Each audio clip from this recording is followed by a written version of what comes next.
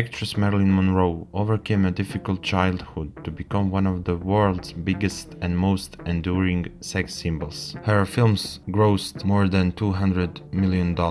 She is known for her relationships with Arthur Miller, Joe DiMaggio, and possibly President John F. Kennedy. Monroe died of a drug overdose on August 5, 1962, at only 36 years old. Monroe was born on June 1, 1926, in Los Angeles, California.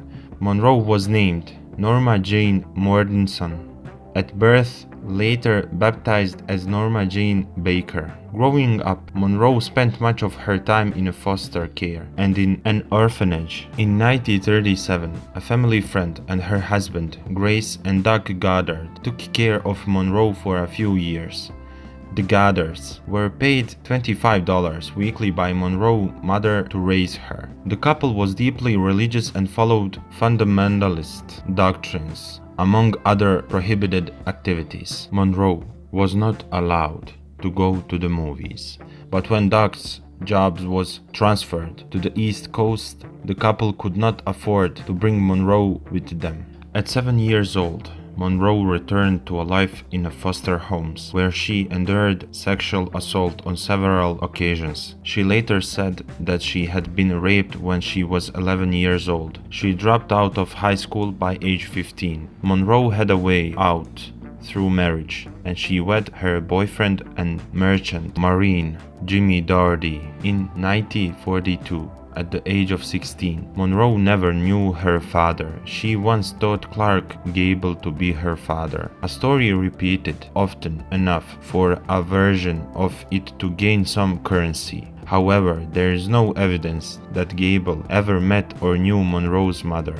Gladys, who developed psychiatric problems and was eventually placed in a mental institution. As an adult, Monroe would maintain that one of her earliest memories was of her mother trying to smother her in her crib with a pillow. Monroe had a half-sister to whom she was not close.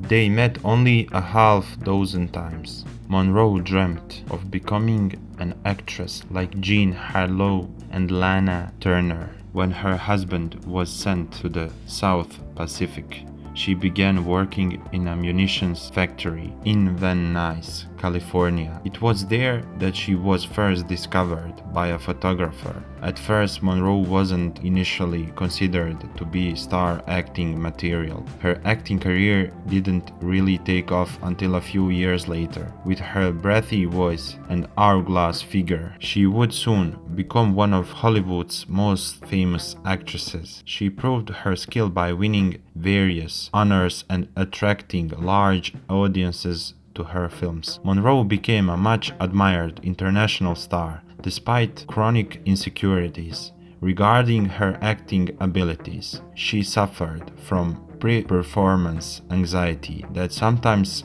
made her physically ill and was often the root cause of her legendary tardiness on film sets, which was so extreme that it often infuriated her co-stars and crew. She would be the greatest if she ran like Watch. Director Billy Wilder once said of her, "I have an Aunt Minnie who's very punctual, but who would pay to see Aunt Minnie throughout her career." Monroe was signed and released from several contracts with film studios.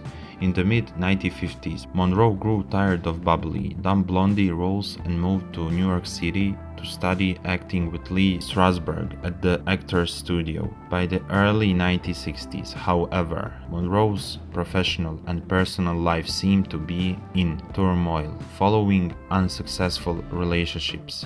Her last two films, Let's Make Love and The Misfits, were box office disappointments. During her career, Monroe's films grossed more than $200 million. Monroe's most notable films include The Asphalt Jungle 1950, Monroe's small part in John Huston crime drama The Asphalt Jungle 1950 was her first movie to garner her a lot of attention. All About Eve in 1950, Monroe impressed audiences and critics alike with her performance as Claudia Caswell in All About Eve, starring Bette Davis. In 1953, Monroe delivered a star-making turn in Niagara as a young married woman out to kill her husband with help from her lover. The emerging sex symbol was paired with another bombshell, Jane Russell, for the hit musical comedy Gentlemen Prefer Blondies. In the film, two showgirls travel to Paris and are pursued by a private detective hired by the father of Monroe's fiancée, along with many others admirers.